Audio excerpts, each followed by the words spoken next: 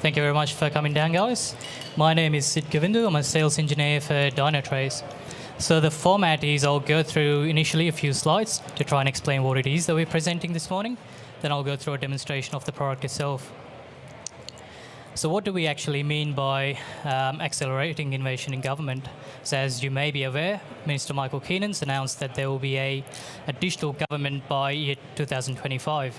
What does it actually mean? Is it just uploading a bunch of documents into PDF and expecting everything to be digital? That's not really the future that we want to build, right? So that's where Dynatrace comes in. People are starting to move into the cloud, and if you are a public servant, you've probably had some experience with cloud already, where you've realized it's probably not as cheap as you thought it would be.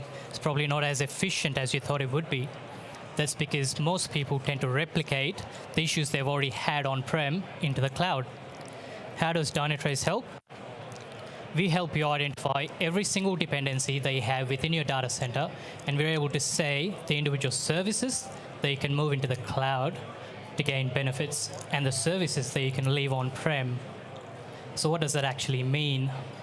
So it's an agent-based technology driven by artificial intelligence. It'll look at individual dependencies and tell you which ones are strongly coupled, which ones are loosely coupled. It'll automatically baseline every single one of the metrics within your environment. So who is Dynatrace? So this is the 8th year running in the Magic Quadrant, Gartner Magic Quadrant. We've been named as the leader, and we're an AWS cloud partner as well. Just to give you a quick overview of the industry that we're currently in, as you can see over here, we have the evolution of the industry itself.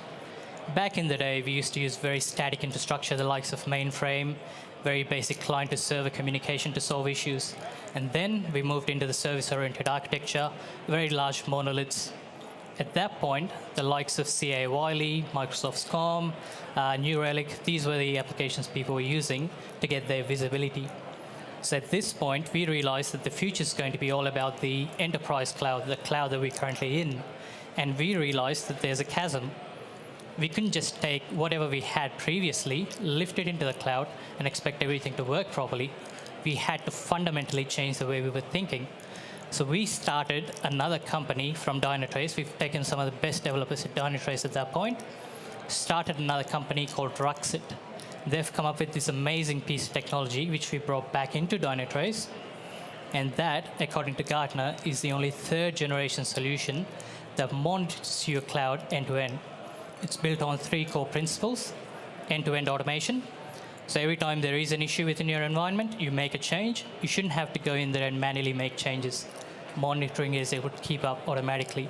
It's built on artificial intelligence. So when there is an issue in the middle of the night, you shouldn't have to wake people up to see exactly where the issue is. No more war room scenarios. And it's built on APIs. So if you have scenarios where you can't just monitor things, you want to use it for security purposes, all the data that you're capturing, you want to use it for data visualization purposes, you can do that.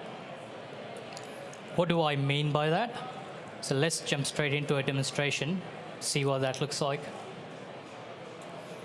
So what I have over here is a very high-level overview of an environment. This is a live environment, by the way.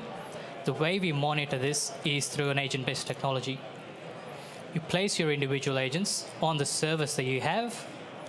As soon as you place the agent on the server, it automatically recognizes every single process you have on the server and every single service you have exposed to the internet.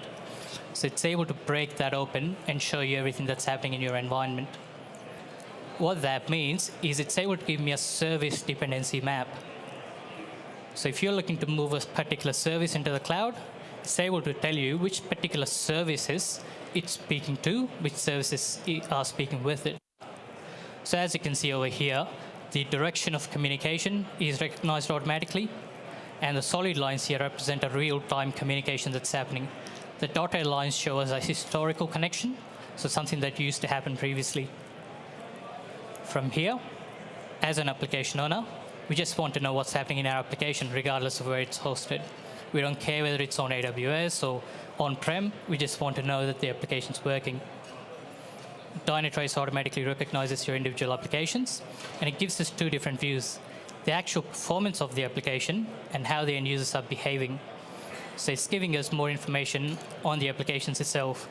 It's telling us which user is a new user as opposed to a returning user, and how long it's actually taking for them to make the transactions that they're meant to make. From here, we can ask more questions to stitch the entire transaction end-to-end automatically.